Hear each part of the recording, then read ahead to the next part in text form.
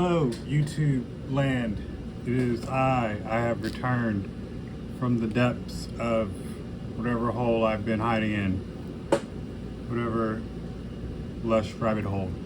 Um, so, um,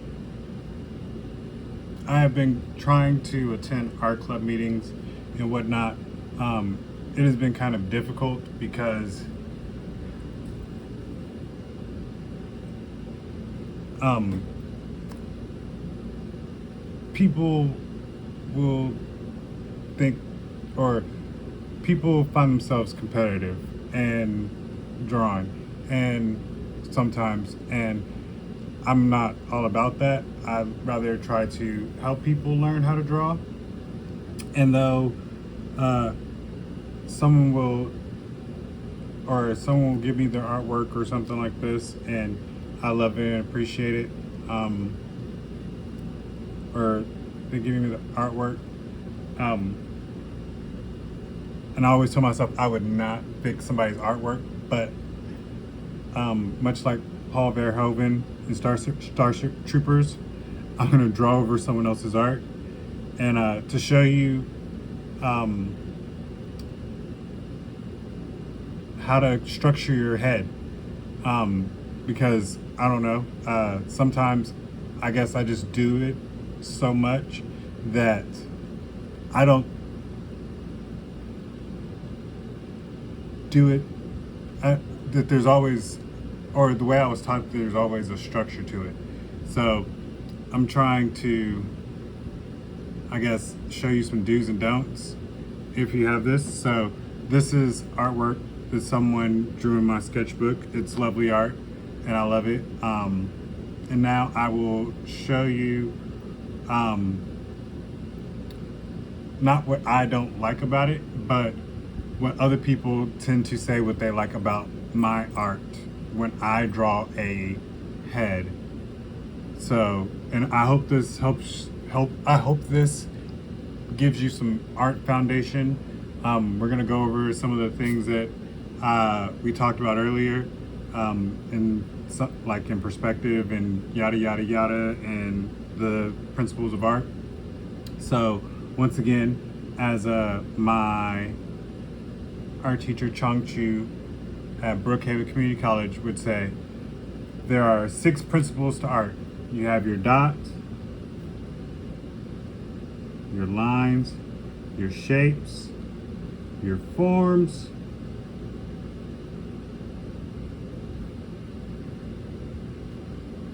textures. What kind of texture can we do? I always like doing wood, but we'll do grass or fire, you know, and then a pattern or a motif or something. A lot of people like to use checkerboards, but I mean, we'll go with something like crosses today.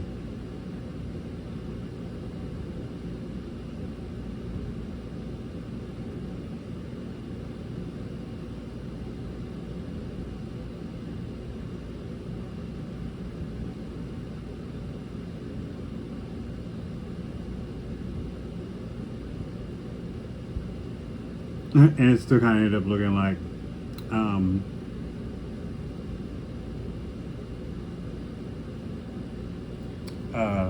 checkerboard. We'll put circles in there, give it some interest, because sometimes when artists draw stuff, and even I have the same problem, when I'm thinking of backgrounds and whatnot, and this is where living life and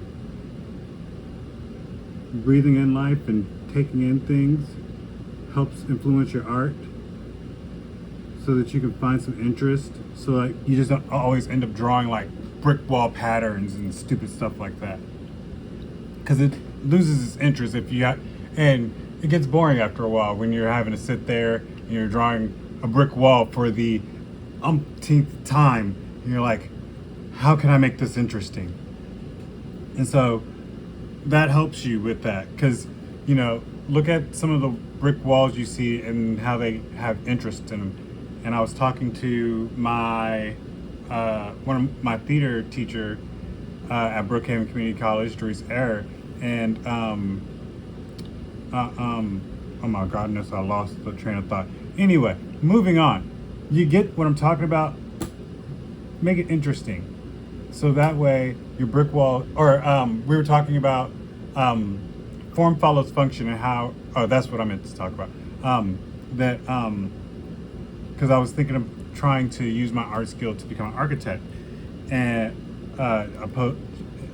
on top of drawing comics, try to make some real money, prayers and hopes. Excuse me, and we were talking about Frank Lloyd Wright, who is a brilliant architecture artist, probably one of the more well-known American ones. And I was saying, oh man, I haven't studied architecture in so long. I was like, the things that really stuck for me in a lot of school was ancient architecture, and Gothic architecture. So, which has visual interest in terms of buildings. But also, I learned that form follows function. So, and I think that was Miss Al at the Art Institute of Dallas who said that art follows function. Like the reason why, or if you look at ancient dwellings and you see the rocks, or like when they make not cave dwellings, but the first buildings, and they put stone ceilings on top, they to reduce the weight, they would drill holes in it. And the whole joke that we had in art class was that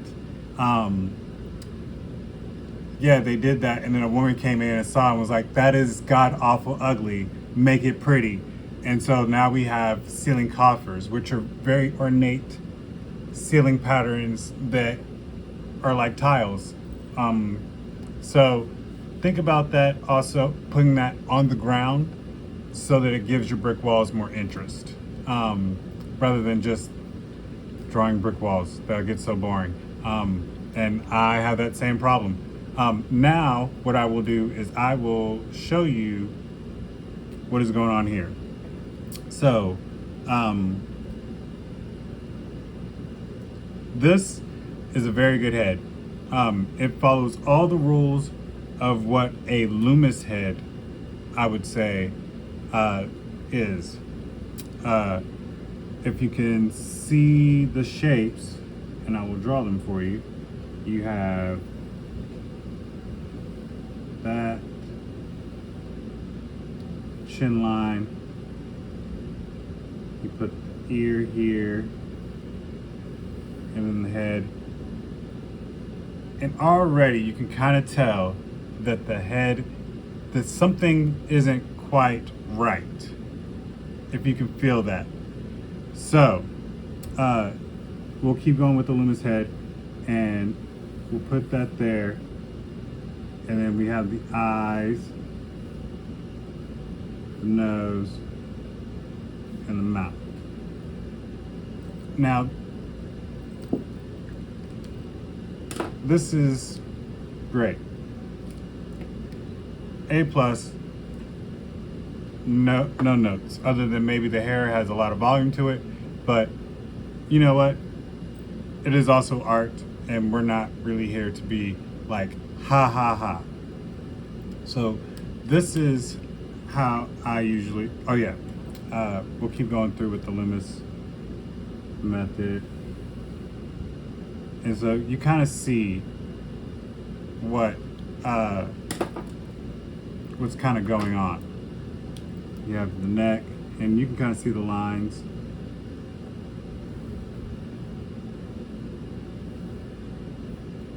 And what he intended.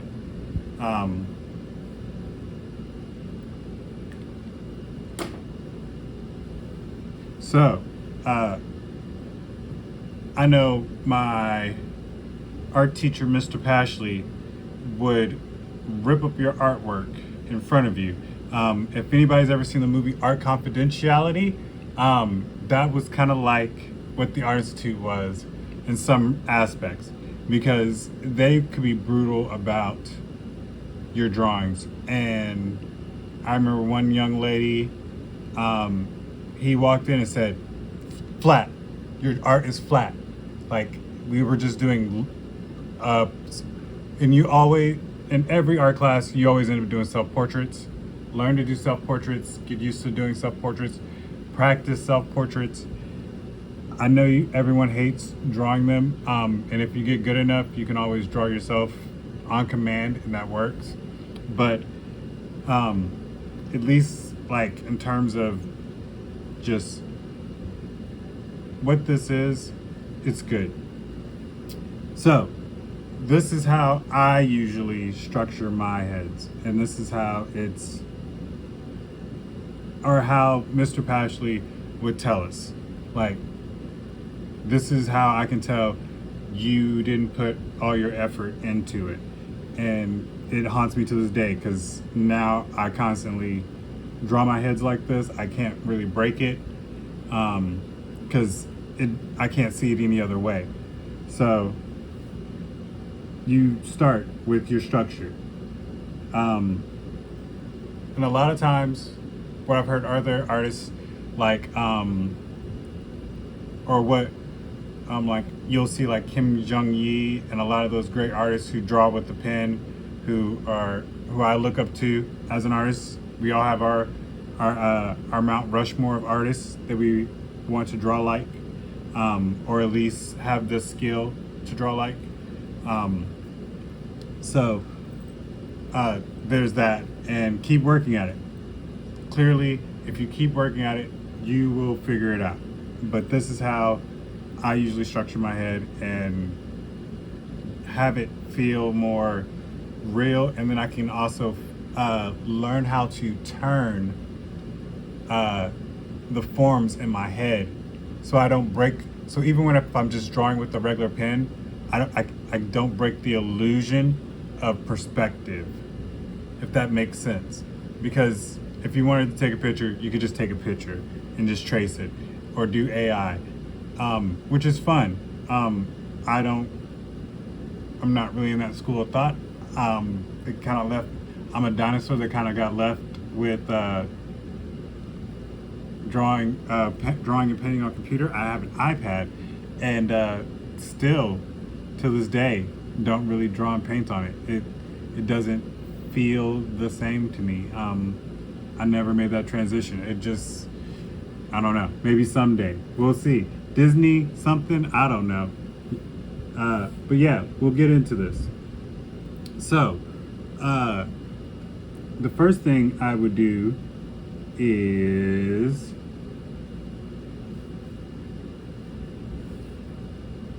oh, that doesn't work. So sad, so sad. Is establish, and this is also one of these things about drawing in perspective. Perspective just helps you keep the illusion together, because you can draw 1 point perspective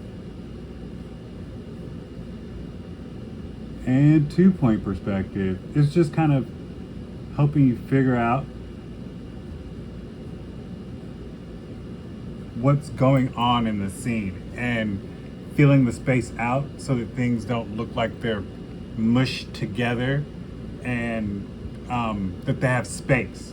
That was another thing I always that was always taught to me in school, was to draw through the object. And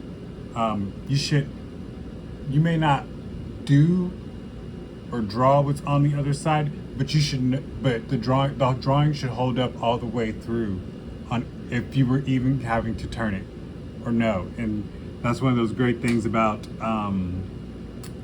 computer animation that people love so much, because you don't have to really worry about that kind of stuff. So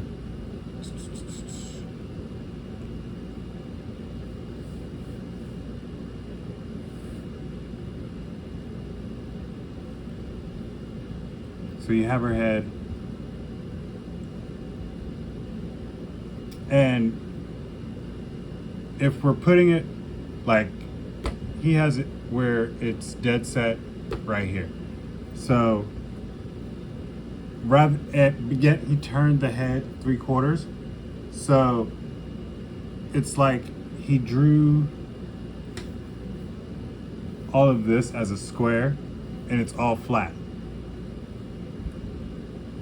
So what we're gonna do is we're gonna take that and slant it.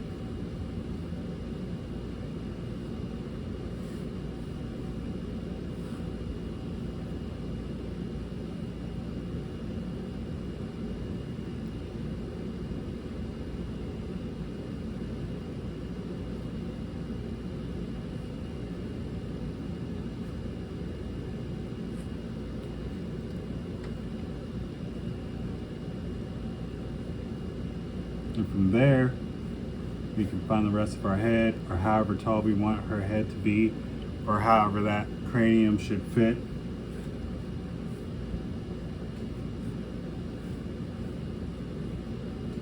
Now, as you can see, here's where the artist encountered another problem.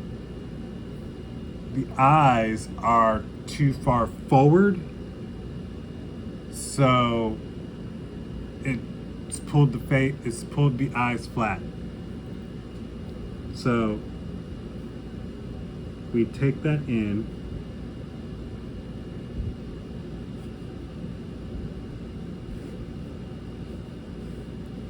establish our brow line on the same plane.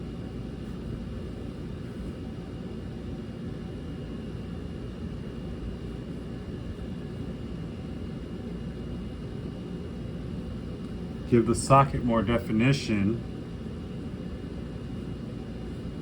Give that cheek.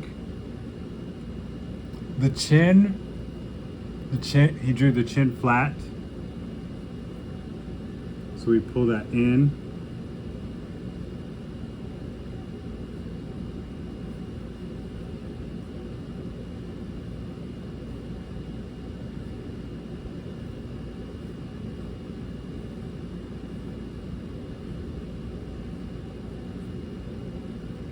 Now we can establish the center line here.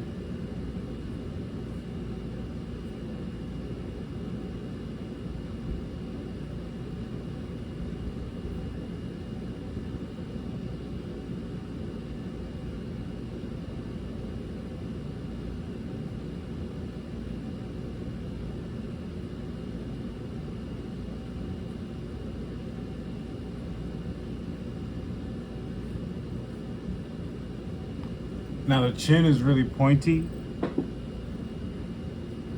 so we're actually going to give that some definition. The ear, it sits on a 45. Oh yeah, we're also going to pull this cheek out.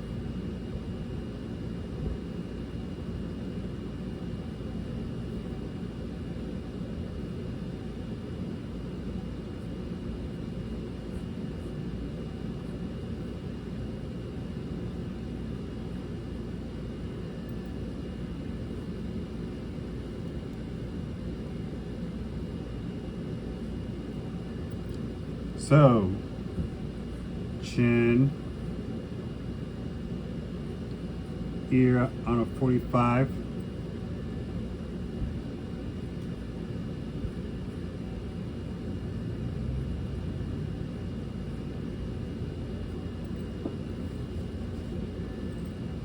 So, now you can kind of see how we can kind of fix that.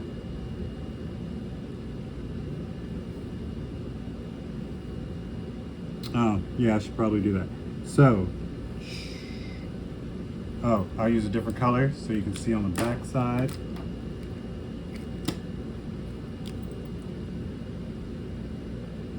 Nah!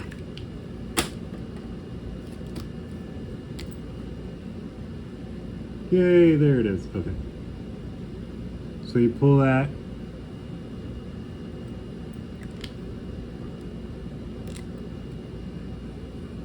And if you do this, it just sells the illusion so much better.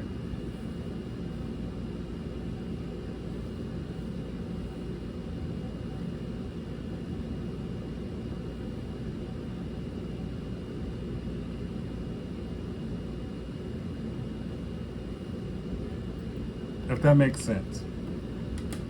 So then, from there you can establish your neck. Let's see.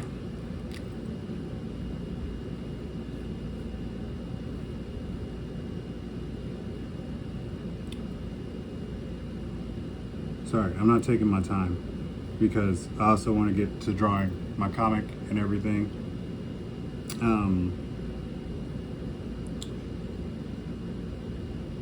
Ham, egg, spaghetti.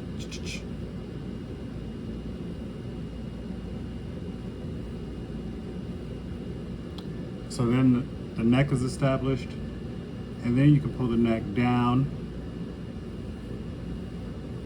because your neck is a straight line that doesn't really bend.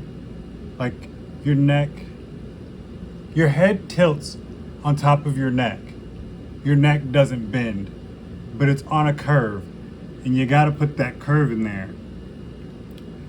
And then, so you don't have the floating head thing of a bobber, and necks aren't that long.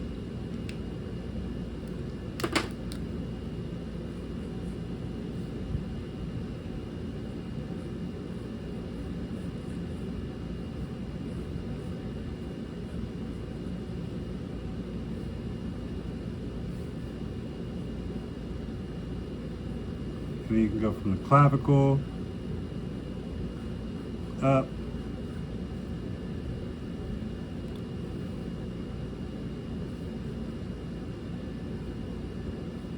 Hey, did this pen start working? That's a totally different color.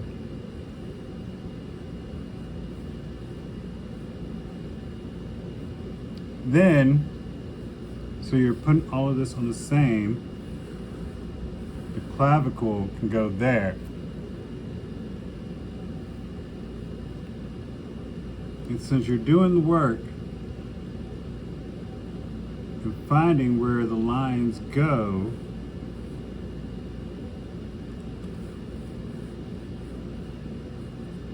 and then you learn muscle structure and how all that goes.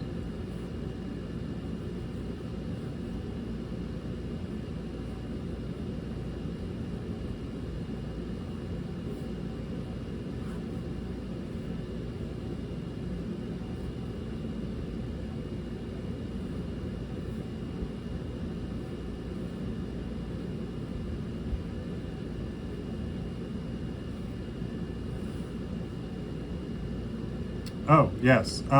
Once again, sorry. We're supposed to be focusing on the structure of the head. Don't let me lose myself in the moment. So, now, we have our head. We establish our ridge of the nose. I always like to offset it a little bit,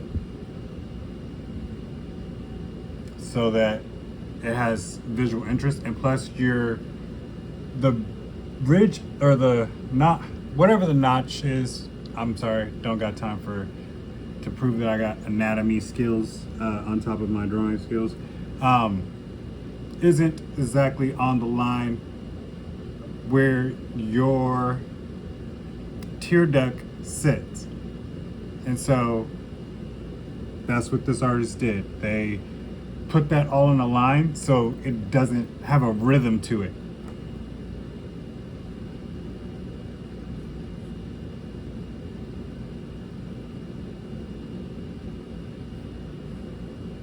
Bring it down to the nose. Your nose is a prism.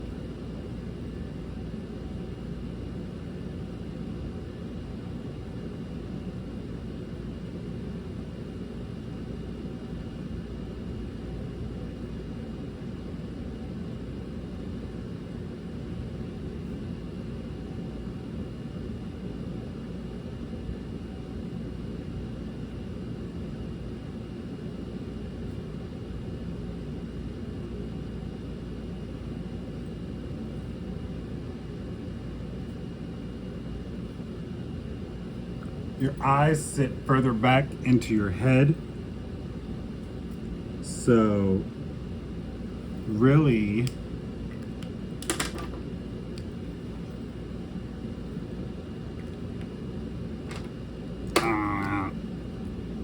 it would be more like boop.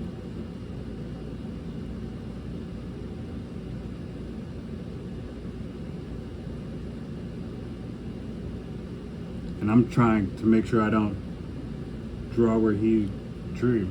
Okay. And of course, once again, I drew that really simple and rudimentary, but that still has a foundation in perspective.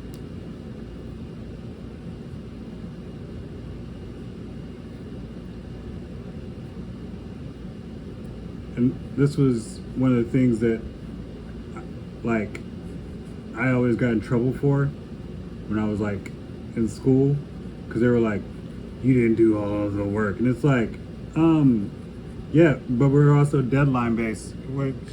You, like, come on now. What are we talking about here?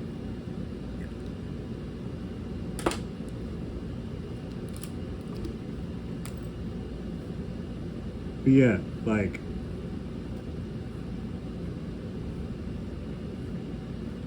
you're constantly breaking these down so that you can feel what is there.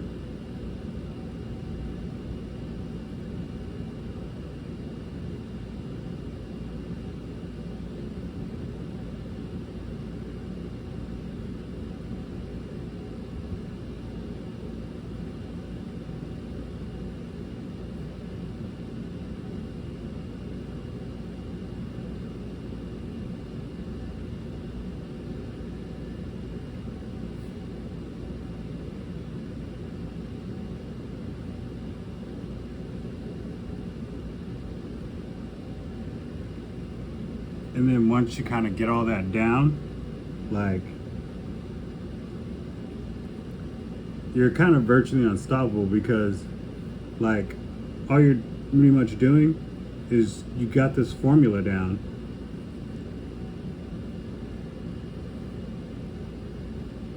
And now you know, like, hey, I'm only gonna see so much of this eye. And also realize you don't see as much of your eye as you think you do. We draw the eyes wider, and goodness gracious, Disney has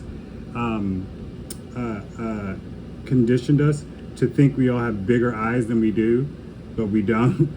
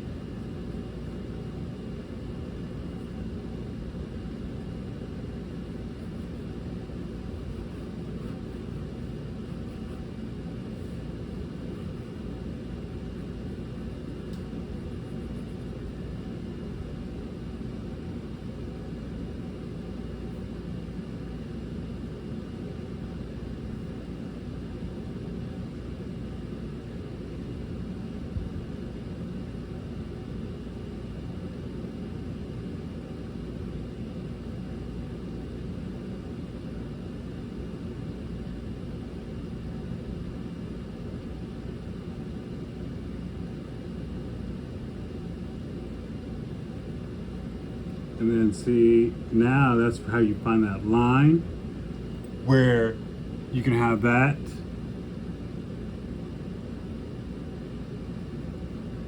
And then that goes up there.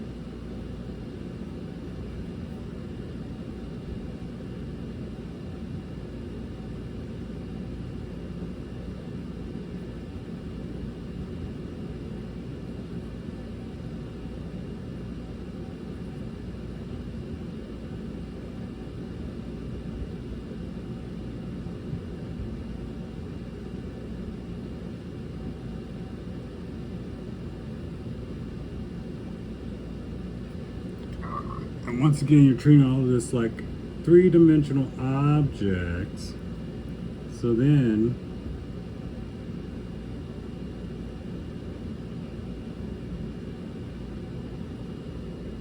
it has a feel to it.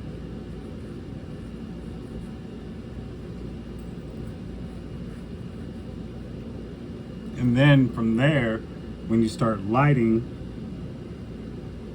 or doing whatever you're gonna do, or painting, and you're trying to get the feel of it. And granted, I have this problem too, because you're trying to always, I guess, be a perfectionist, and sometimes you just gotta let things ride. And I have that same problem too.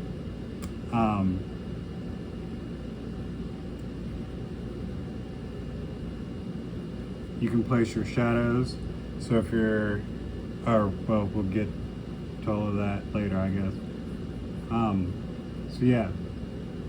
So here now you can find the temple and the brows.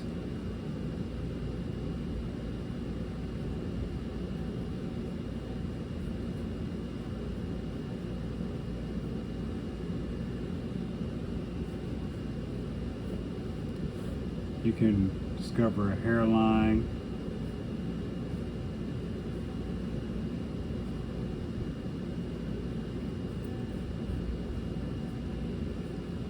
And it has a weight, a depth to it.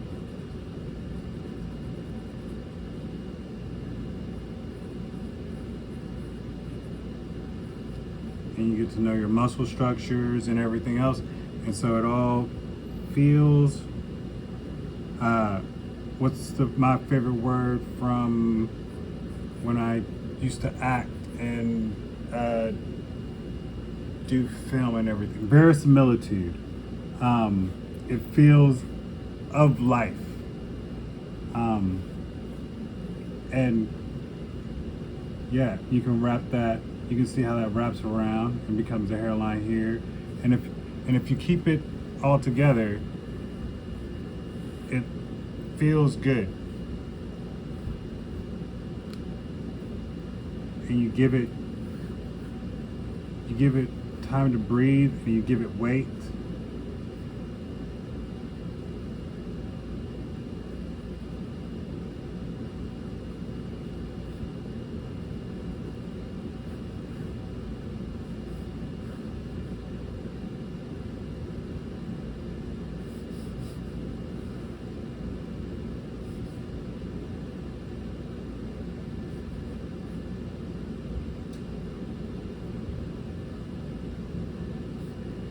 And so, yeah.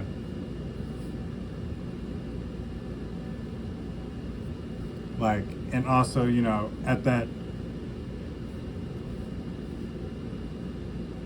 you wouldn't really see much of the shoulder, and it'd probably be just the very, because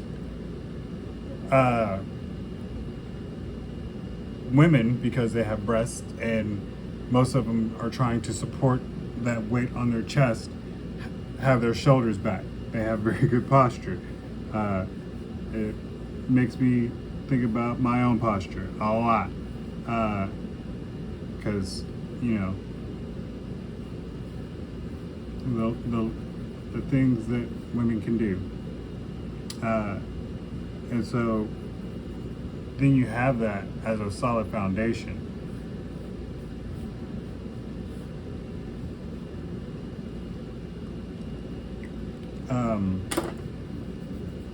I hope that makes sense. I still drew the eyes super big, which is kind of hilarious because I don't usually draw my eyes that big.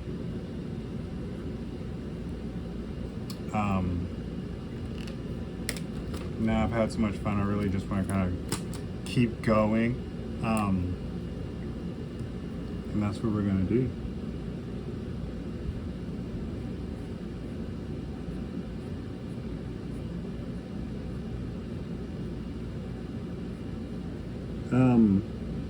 For those who are wondering about the comic and when it's coming out, I'm sorry about that. I am working on it.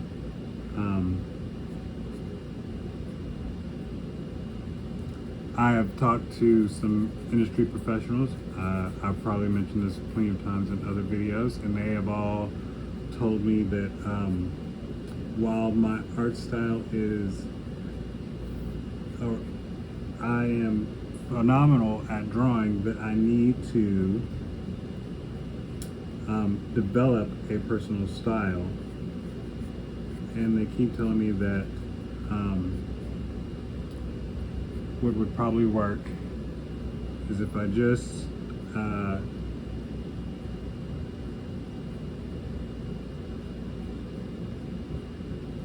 copied somebody, which feels really disingenuous to me, but I totally get it. And being a art nerd and everything, everyone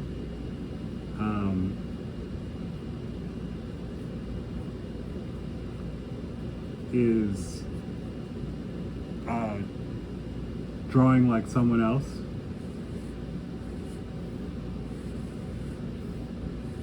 Ooh, that's so ugly.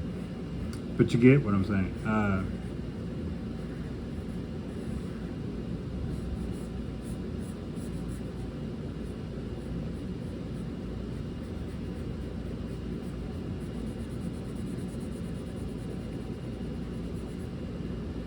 And so, I guess I'm going to try to do that.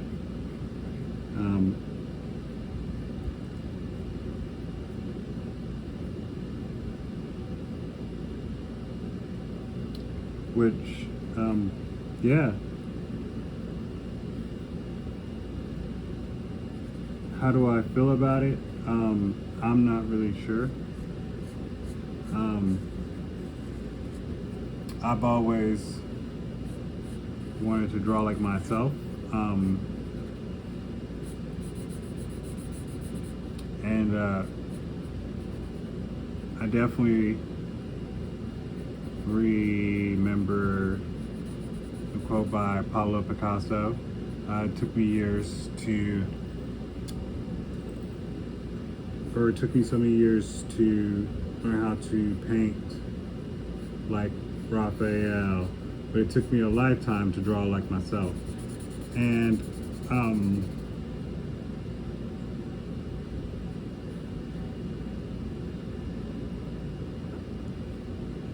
I'm not saying that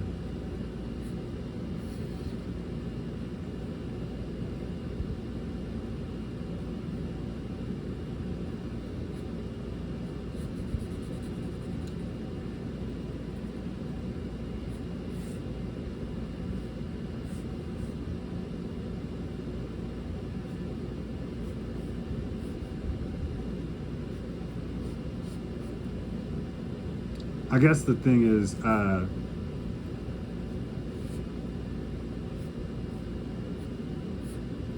we're all trying to develop our own artistic voice. And I guess they're trying to say, find it through someone else. And maybe that's all we can do, is look to the people that influence us and wear our influences on our sleeves.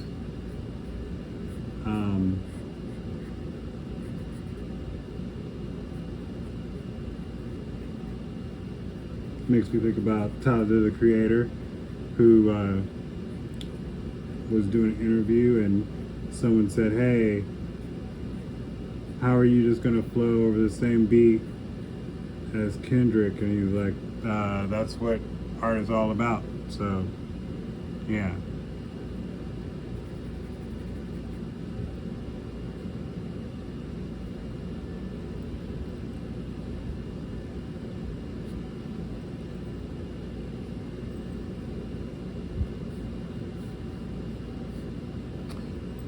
I always like to draw the clavicle.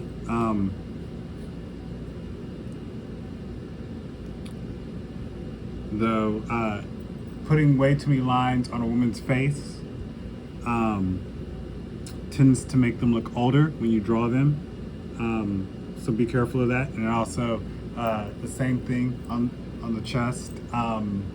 You don't want to give your characters cougar chest. You know, that wrinkle pattern. Not trying to be offensive, but I'm quoting Jen Kirkman, so go after her, not me. I'm a big lover of her stand-up. I watched both of them. They were awesome. I think she's an amazing artist.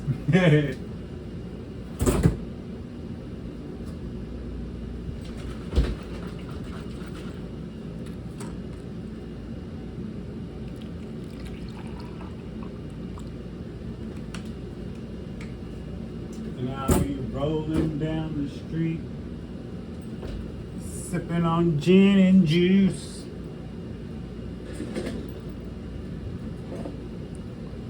Please don't copyright strike me, Snoop Dogg.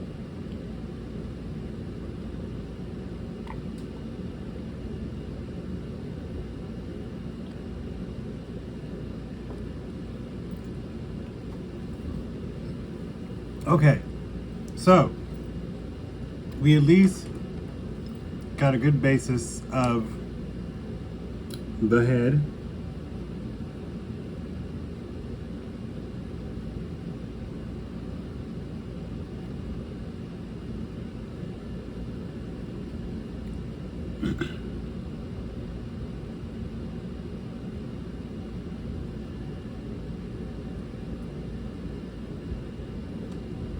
So then, hair. The hair is, it's giving, no.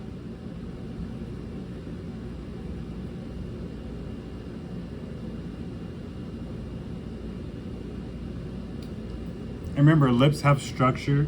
They are, or at least your bottom lip is more of a,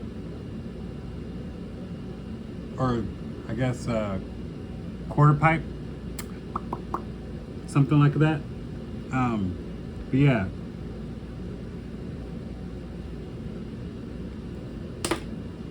In hair,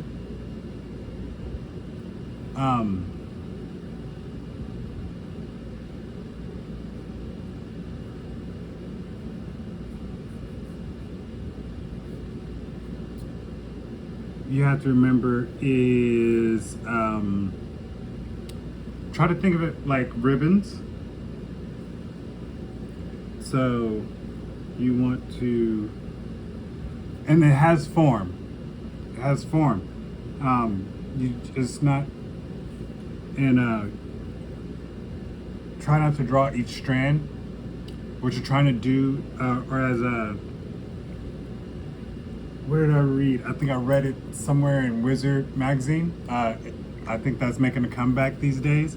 So hopefully you can learn how to do cool stuff with that. But when I was trying to learn when I was in the military, I used to pick up Wizard comics religiously because they gave all the comic book artists, your favorite comic book artists, gave their tips on how to make submissions and how to get into the biz. It was really cool.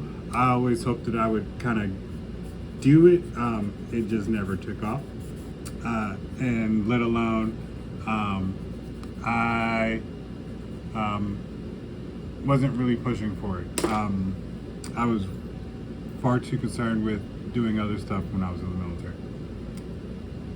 Like getting drunk and wasting my life trying to impress people. Anyway, back to the hair. Steve McNiven, who is an amazing artist who drew like Civil War, the comic book, the main run, or the 7-issue main run, for the, which is completely different from the Marvel movies, but amazing. Read it if you haven't. So you can get an idea of what is, but he said to draw, or what he did, or how he said he would put the hair into at least 3 clumps. I try to at least do 4, and try to think of it as 4 sections of the head. Sometimes 6, because you have to think about women's bangs or how they slope their hair in front of their face. That is, or Elliot Page when he was in Juno. One of the best things about that performance was the long strands around the ears, and they said it helped give the character a lot more performance. So you think about those things. So, you know, the more sections you give the hair, the more you can give it personality. So, I mean, you could, or if you think about it, like if you're gonna have a woman with bangs, it's only gonna be about that much of the hair in front, and then from there you're taking it and you're still giving it that definition, and it curves around the head.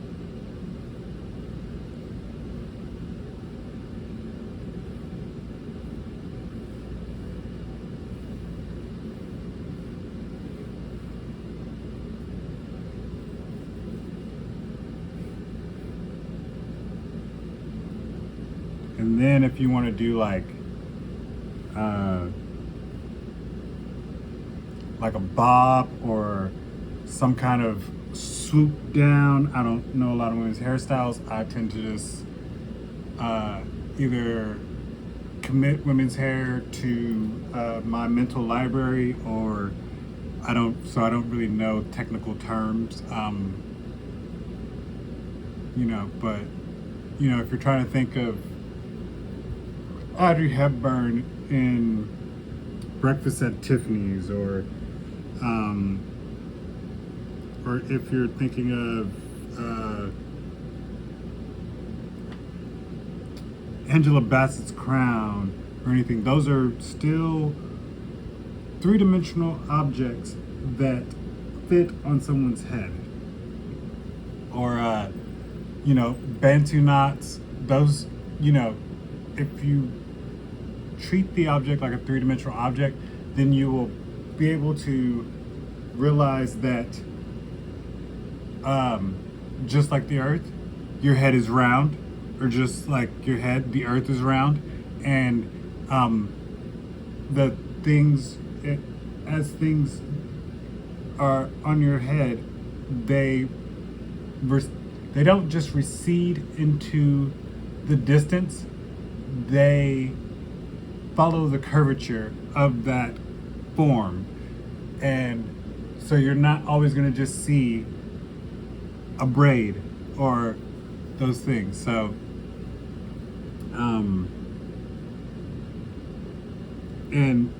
we're going to go back to what this artist did, and what he looks like he did was he did I don't really have a name for it, or I don't know what the hairstyle is called, but what I'm gonna call it the Aaliyah, because that's what it pretty much is. It's Aaliyah to me.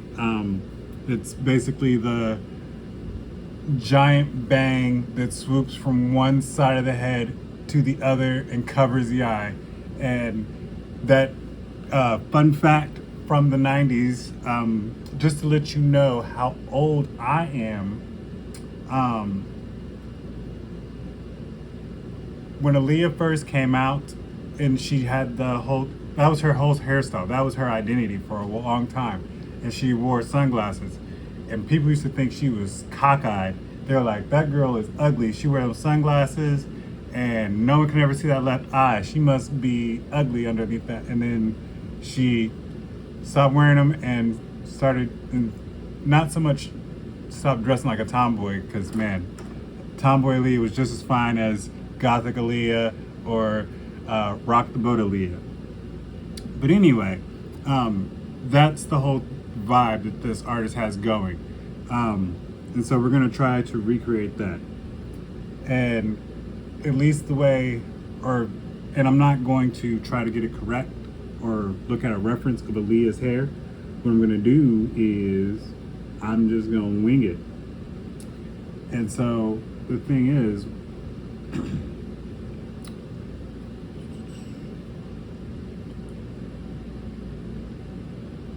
take that around and wrap it and come and following the curvature of the face, or no, you don't really have to follow the curvature of the face because hair kind of does what it wants to. But it will follow the structure of your face, especially if it's laying the way it's supposed to.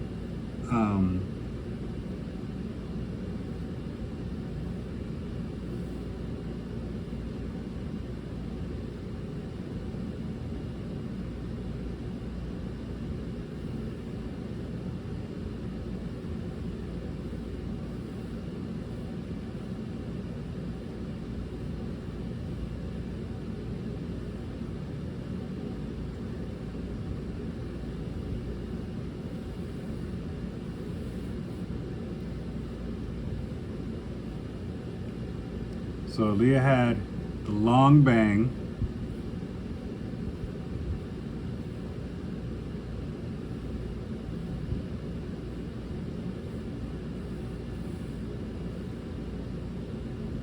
And that, I would say, was probably a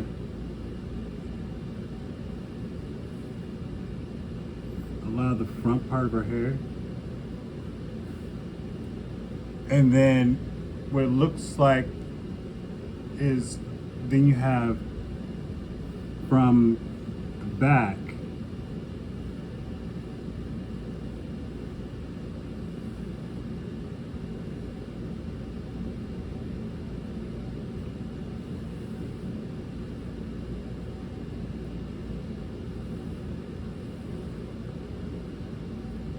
and then you follow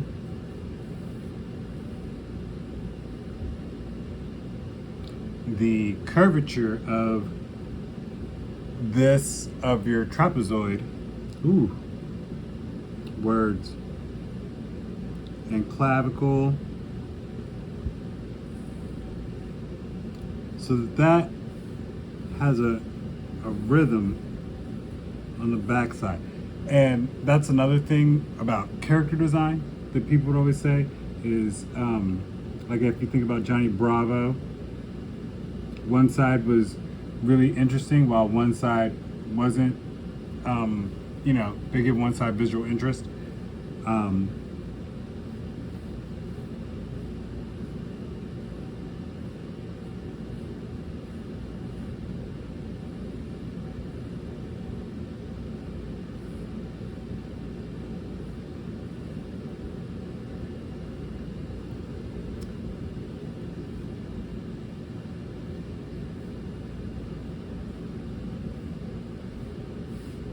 And then, and since we're doing the Aaliyah hairstyle, and this artist also did wind wisp of hair.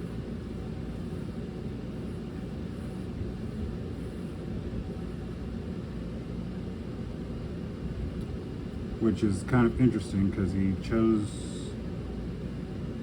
the wind to do two things. But anyway. You know what? We're not going to do that. We're going to leave it and we're going to make it look like Aaliyah. And we're also going to leave that side to be visually interesting so that we can have something going on there.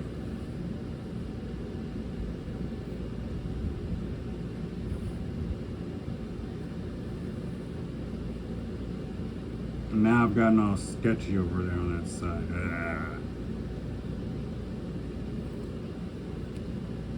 Because I just wanted to keep making a line. But anyway.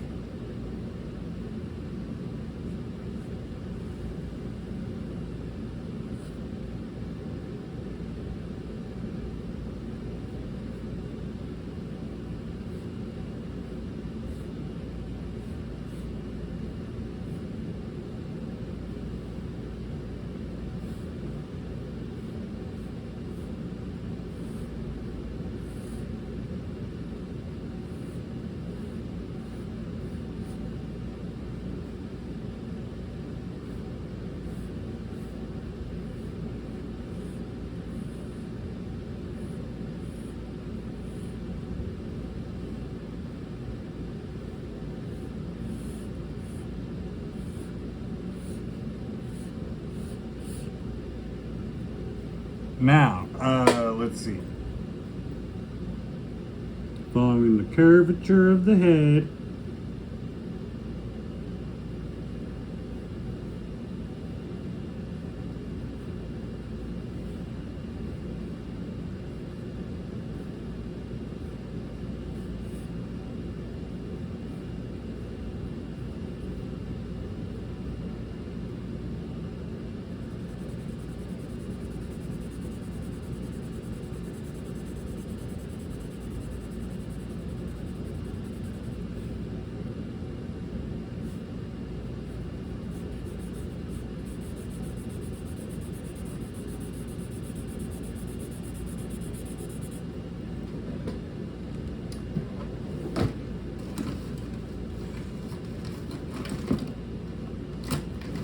You know, I used to have a giant marker, and can't find it. Ah, there it is.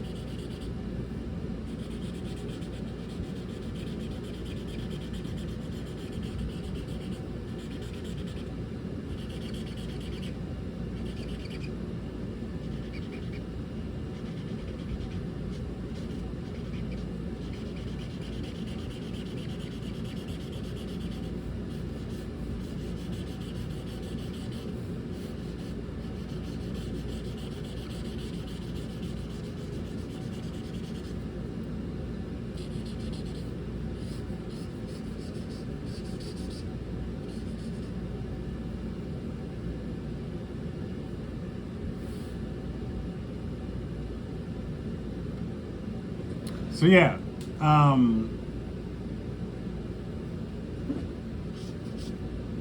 that's the way the cookie crumbles. That's how I would do it. I hope that makes sense. I hope that helps. If not, oh, it ain't my fault.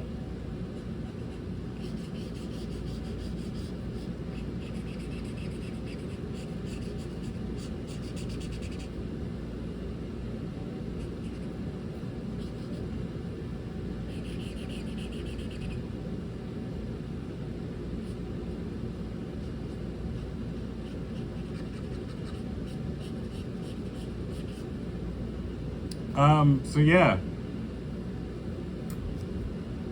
I hope that helps. And now you have seen at least my thought process on how, or at least how I was taught how you do it. Yeah. I hope that helps. Keep drawing. Make good decisions. Don't do drugs, as one of my teachers once told me. And keep drawing out there. Good people. And stay sexy, San Diego. All right, I'm logging off. I got too many catchphrases, and now I just got a lot of dad jokes.